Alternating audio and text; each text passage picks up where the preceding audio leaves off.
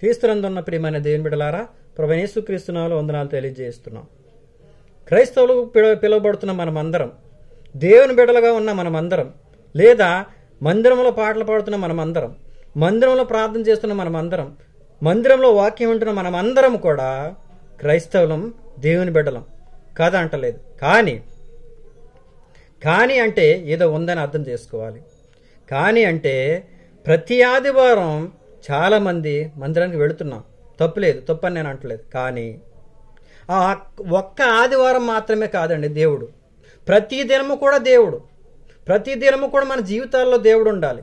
ఆ బుధవారం అవ్వచ్చు, ఆ శనివారం అవ్వచ్చు, శుక్రవారం అవ్వచ్చు, మందిరంలో నియమక కూడికలకి మనం అందరం కూడా హాజరవ్వాలండి. ప్రియమైన దేవుని బిడ్డలారా, దేవుని ఆరాధించుకోవడం, దేవుని గణపరచుకోవడం మనకు ఆశీర్వాదం, మన బిడ్డలకు ఆశీర్వాదం. ఒక ఆదివారమే మందిరం అంతా కూడా నిండిపోతుంది. లేదా ఒక ఆదివారం మాత్రమే మనం ఈ ముసుగులు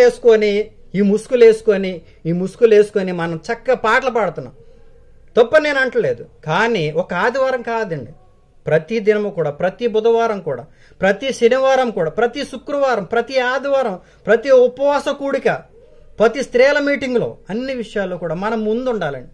దేవునికి దగ్గర ఎవరు వచ్చారో ఎవరు రాలేదన్నది ప్రక్కన పెడితే మనము దేవుని సన్నిధిలో ఉన్నామా లేదన్నది మనం జ్ఞాపకం చేసుకోవాలి. అట్టి రీతిగా అబ్రహాం అవ్వచ్చు, ఇస్సాకు అవ్వచ్చు, మరి అనేక మంది భక్తులు కుటుంబాలు ఆశీర్వాదంగా కరంగా ఉండడానికి కారణం ఏంటంటే ఇదే దేవునితో ఉండడం, దేవునితో మనం ఉండడం, మనతో దేవుడు ఉండడం.